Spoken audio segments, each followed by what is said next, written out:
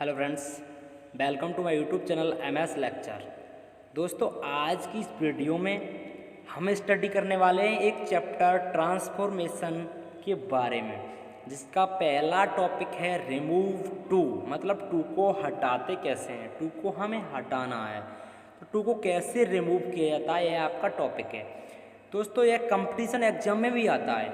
यह जिस competition exam में इंग्लिश से क्वेश्चन आते हैं उसमें रिमूव टू से रिलेटेड 4-5 क्वेश्चन अवश्य आते हैं। तो आज हम इसके बारे में विस्तार से डिटेल में डिस्कस करने वाले हैं। आज हम देखते हैं रिमूव टू चीज़ क्या है, इसे कैसे रिमूव किया जाता है। तो चलिए स्टार्ट करते हैं रिमूव टू को हटाना।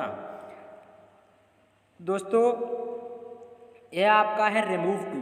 सबसे पहले हम जान लेते हैं इस टू का मतलब क्या होता है, ये टू होता क्या है। दोस्तों, टू का अर्थ होता है, इसे लोग टू भी पढ़ते हैं। टू का अर्थ होता है बहुत, अत्यधिक, अति, बहुत ज़्यादा, ज़्यादा, भी, अधिक, आज। इसमें एक पॉइंट और लिखा है मोर देन रिक्वायर्ड, मतलब ज़रूरत से ज़्यादा।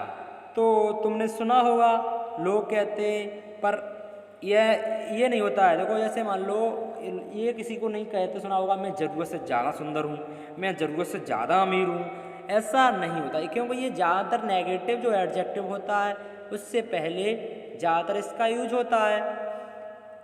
चलिए देखते हैं पहले रूल की तरफ। पहला रूल हमारा क्या कहता है। तो पहला रूल आपका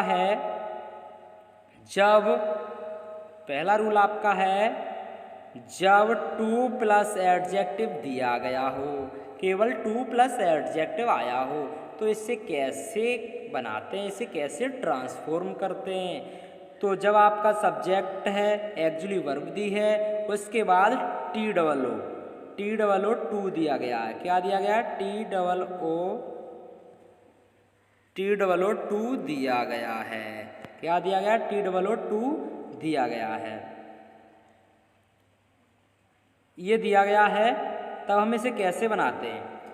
तब हम बेटा बनाते हैं सब्जेक्ट प्लस एक्चुअली वर्ब। जो यहाँ पर एक्चुअली वर्ब दी जाती है उसे एक्चुअली वर्ब को लिखते हैं यहाँ पर। उसके बाद यहाँ पर जो टू दिया गया होता है उस टू को रिमूव करके एक्स टर्मली लगा देते हैं। क्या लगा देते हैं? एक्स टर्मली। इसका मतलब होता है अत्यधिक। क्या होता है? अत्यधिक या अत्यंत। क्या होता है? अत्यंत। उसके बाद जो एडजेक्टिव दिया गया होता है उस एडजेक्टिव को लगा देते हैं। चलिए देखते हैं पहला एग्जाम्पल। पहला एग्जाम्पल है आपका सी इज टू इनोसेंट। तो इससे हम ट्रांसफॉर्म करते हैं। तो बनाएंगे सी इज है तो इज लगाई, मतलब सब्जेक्ट है तो सब्जेक्ट लगाया। उसके बाद एक्चुअली वर्ब है तो एक्चुअली वर्ब लगा दी। ये एक्चुअली वर्ब आई थी, एक्चुअली वर्ब लगा दी।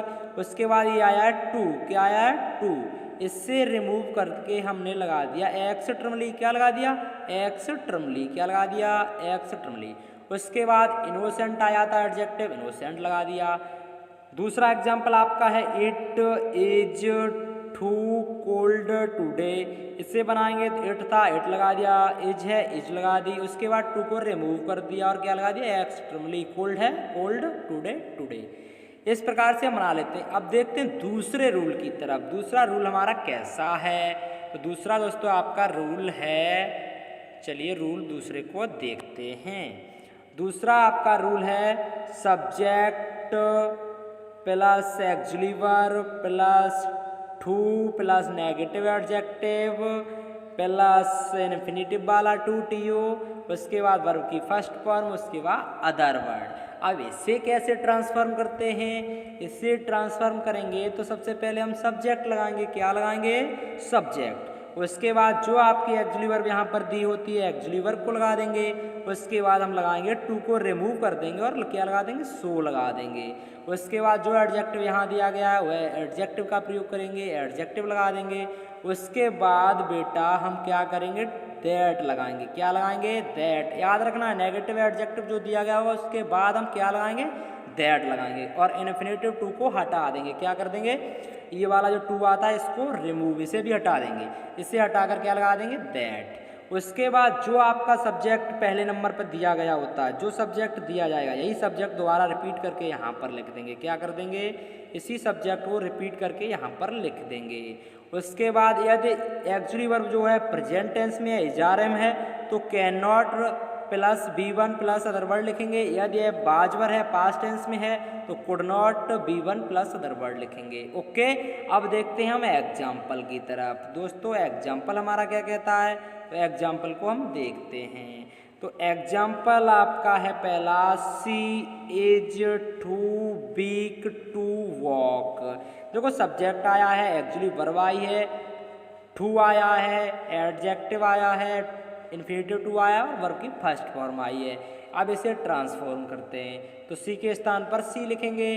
उसके बाद इज के स्थान पर इज लिखा, टू को हटाकर सो लिखेंगे और एडजेक्टिव को एडजेक्टिव लिखेंगे। टू को रिमूव कर देंगे और यहाँ पर क्या लगाएंगे बेटा, यहाँ पर टू को रिमूव करके हम दैट लगाएंगे। क्या लगाएंगे? दैट लगाएंगे, दैट। यहाँ पर क्या लगाएंगे? दैट लगाएंगे। क्या लगाएंगे? दैट लगाएंगे यहाँ पर। ओके, यहाँ पर लगाएंगे दैट। क्या कर देंगे? यहाँ पर दैट लगा देंगे। ठीक है, यहाँ पर दैट छूट गई है, लेकिन यहाँ पर दैट लगाएंगे। ओके, दैट लगाने के बाद हम सब्जेक्ट ये वाला जो आया था, इसी सब्जेक्ट को हम क्या करेंगे, यहाँ पर भी लगा देंगे।